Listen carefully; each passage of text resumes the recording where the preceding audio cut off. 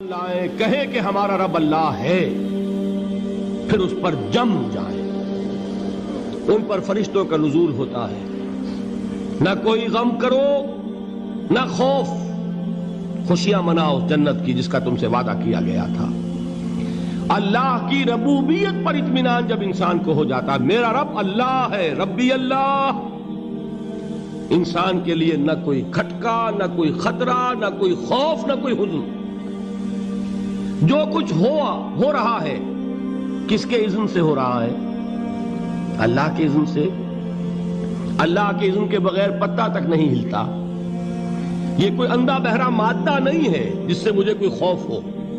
اندھا بھینسا چلا آ رہا ہو اس سے تو ڈرنے کا ہر انسان کو ڈرنا چاہیے، نہ معلوم کس کو ٹکر مار دے۔ لیکن نہیں، اس کائنات کو چلانے والا ایک سمیع و بصیر خدا ہے، وہ جو میرا دوست ہے، میرا ولی ہے۔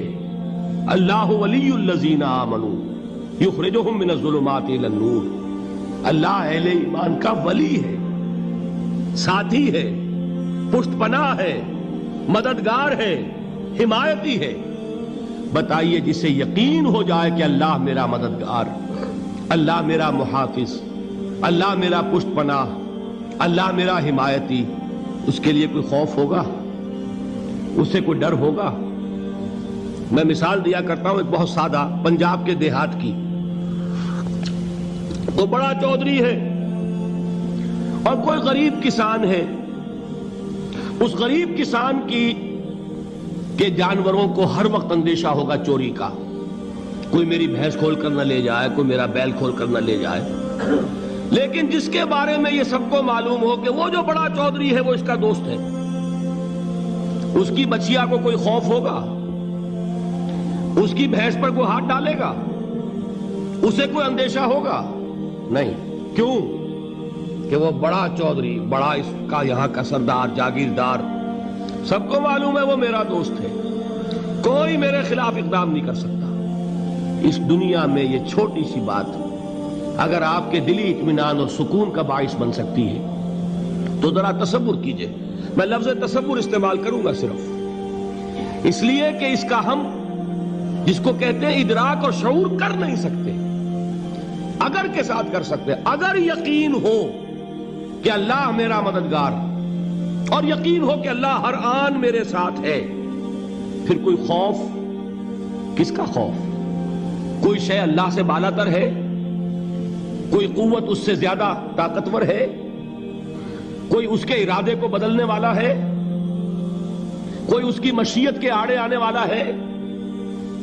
یہی بات ہے جو حضور نے فرمائی۔ یہ ایمان کا حاصل ہے لب لباب، کہ دیکھو اچھی طرح اس بات کو ذہن نشین کر لو، اگر تمام انسان مل کر تمہیں کوئی نقصان پہنچانا چاہے نہیں پہنچا سکتے مگر جو کچھ اللہ نے لکھ دیا ہو، اور تمام انسان مل کر تمہیں کوئی نفع پہنچانا چاہے نہیں پہنچا سکتے مگر وہ شے جو اللہ نے طے کر دی۔ آپ پھر میں کہوں گا ذرا طاری کیجئے، اسے فرض کیجئے، اسے سوچئے۔ اگر اس حدیث پر ہمارا دل ٹھکا ہوا ہو تو کسی سے ڈر ہوگا؟ یہ مجھے نقصان نہ پہنچا دے، یہ میری رپورٹ خراب نہ کر دے، یہ میری انکریمنٹ نہ رکوا دے، یہ میرا یہ نہ بگاڑ دے، یہ میرے یہ نقصان نہ پہنچا دے۔ اس کا ڈر، اس کا ڈر، اس کا خوف، اس کی خوشامد، اس کے لیے جا کر طرح طرح سے اپنی عزت نفس کو ذلیل کروانا اس کے سامنے، یہ سب کچھ کیوں کرتا ہے انسان؟ جب سمجھتا ہے کہ اس کے ہاتھ میں میرا کوئی نفع ہے، اس کے ہاتھ میں میرے لیے کوئی ضرر ہے، یہ مجھے کوئی غضب پہنچا سکتا ہے، یہ مجھے کوئی نقصان پہنچا سکتا ہے، یہ میرا کوئی کام بنا سکتا ہے، یہ میری کوئی ضرورت پوری کر سکتا ہے، اسی کا نام شرک ہے۔ جہاں آپ نے یہ سمجھا کہ غیر اللہ کے اندر کوئی طاقت موجود ہے وہی شرک ہے۔ بتوں سے تجھ کو امیدیں، خدا سے نومیدی، مجھے بتا تو صحیح اور کافری کیا ہے؟ شرک تو یہ ہے۔ جس پر بھی تمہیں یہ خیال ہے، کلمہ ہے یہ کلمہ سوم، لا حول ولا قوت الا باللہ، ذرا اس پر دل کو کبھی اگر آپ تصور کریں، پھر فرض کریں، دل ٹھک جائے اس پر، کوئی طاقت نہیں۔ یہی بات تھی جو شیخ عبد القادر جیلانی رحمۃ اللہ علیہ نے اپنی وصیت میں اپنے بچے سے کہی. 11ویں دینے والے ہیں، لیکن حضرت شیخ عبد القادر جیلانی کی وصیت اور تعلیمات کو کتنے لوگ ہیں تم جانتے ہو؟ یہ جن مقامات تک پہنچے ہیں وہ کس چیز کی بدولت پہنچے ہیں؟ انہوں نے جو پیغام دیا وہ کیا تھا؟ اے میرے بچے، جس طریقے سے قرآن مجید میں حضرت لقمان کی نصیحتیں جو ہے نقل کر دی گئی ہیں، میں یہ عرض کروں گا بالفرض اگر قرآن حضرت عبد القادر جیلانی کے بعد نازل ہوا ہوتا تو شیخ عبد القادر کی یہ نصیحتیں بھی قرآن میں درج ہوتی. اتنی اونچی نصیحتیں ہیں. اے میرے بچے، اس حقیقت کو ذہن نشین کر لے، لا فاعل فی الحقیقت ولا مؤثر الا اللہ. اس کائنات میں نہ کوئی فاعل حقیقی ہے نہ مؤثر حقیقی ہے سوائے اللہ. کسی شے میں کوئی تاثیر نہیں اگر اللہ نہ چاہے. آگ جلا نہیں سکتی اگر اللہ نہ چاہے. پانی ڈبو نہیں سکتا اگر اللہ نہ چاہے. زہر ہلاک نہیں کر سکتا اگر اللہ نہ چاہے. کوئی چیز فائدہ نہیں پہنچا سکتی اگر اللہ نہ چاہے. تو در در پہ کیوں سر جھکاتے ہو؟ در در پر کیوں جبیں سائی کرتے ہو؟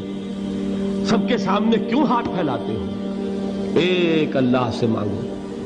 ایک اللہ کے سامنے زمین پر اپنی جبین رکھو. لا فاعل فی الحقیقت ولا مؤثر الا اللہ. نظر آتا ہے ہمیں کہ پانی پیاس بجھا دیتا ہے. پیاس بجھانے کی صلاحیت پانی میں نہیں ہے، اللہ کے اذن سے. کھانا بھوک مٹا دیتا ہے. بھوک مٹانے کی صلاحیت کھانے میں نہیں ہے، اذن رب میں. دیکھیے یہی یقین تھا. حضرت موسیٰ علیہ السلام کا واقعہ یاد کیجئے. سامنے سمندر آ گیا ہے. قوم دیکھتی ہے پیچھے کہ گرد و غبار کا طوفان ہے. معلوم ہوا کہ فرعون اپنے لشکر سمیت آ گیا ہے. لشکر جب چلتا تھا تیز رفتاری کے ساتھ تو گرد و غبار کا جو طوفان اٹھتا تھا اس کا تصور کیجئے. اور لمحہ بلمحہ وہ قریب آ رہا ہے. پوری قوم نے کیا کہا؟ اے موسیٰ انا لمدرکون. اے موسیٰ ہم کو پکڑے گئے. قرآن مجید نے تو یہاں وہ باتیں نہیں لکھی ہے، لیکن تورات میں یہ درج ہے کہ بنی اسرائیل جھگڑنے لگے، دست و گریبان ہو گئے موسیٰ کے ساتھ. موسیٰ ہمیں یہاں مروایا لا کر، اس سے تو ہم ہی بہتر تھے. وہاں کھانے کو ملتا تھا، زندگی تو تھی. بیگار ہم کر رہے تھے، موت تو نہیں تھی. اب جو کچھ ہوگا اس کا تصور کرو، جس طریقے سے ہمارے ٹکڑے اڑائے جائیں گے. تو لڑ رہے ہیں حضرت موسیٰ علیہ السلام سے. یہ تورات کی تفصیل ہے. قرآن میں صرف اتنا آیا ہے، پریشان ہو کر انہوں نے کہا انا لمدرکون. موسیٰ ہم تو پکڑے گئے. اس وقت موسیٰ کا جواب کیا ہے؟ کلا ان معی ربی سیہدین. نہیں، میرے ساتھ میرا رب ہے، وہ راستہ دے گا. بتائیے کہاں راستہ نظر آ رہا ہے؟ یہ ہے ایمان بالغیب. راستہ نظر نہ آئے تب اللہ پر یقین ایمان ہے. جیب میں پیسے ہوں اور تب دل کو اطمینان ہے تو ایمان کس پر ہوا؟ پیسے پر، اللہ پر نہیں. جب وسائل و ذرائع نہ ہو اور پھر یقین ہو کہ اللہ مسبب الاسباب ہے، وہ اسباب کا پابند نہیں ہے، وہ اسباب کا محتاج نہیں ہے، اسباب اس کے محتاج ہیں. اگر یہ یقین ہے تو اللہ پر ایمان ہے. یہ نہیں ہے تو تمہارا ایمان اسباب پر ہے، وسائل پر ہے، ذرائع پر ہے، مادیات پر ہے، اللہ پر نہیں. اس وقت کہاں راستہ تھا؟ کوئی راستہ تھا؟ سمندر ہے اور ادھر سے لشکر آ گیا ہے.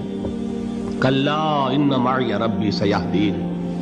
اب دیکھیے ایمان کہہ دینا آسان ہے، ہوا معکم اینما کنتم. جہاں کہیں بھی تم ہوتے ہو اللہ تمہارے ساتھ ہوتا ہے. لیکن اس کا یقین قائم ہو جائے تو زمین و آسمان کا فرق واقع ہو جائے.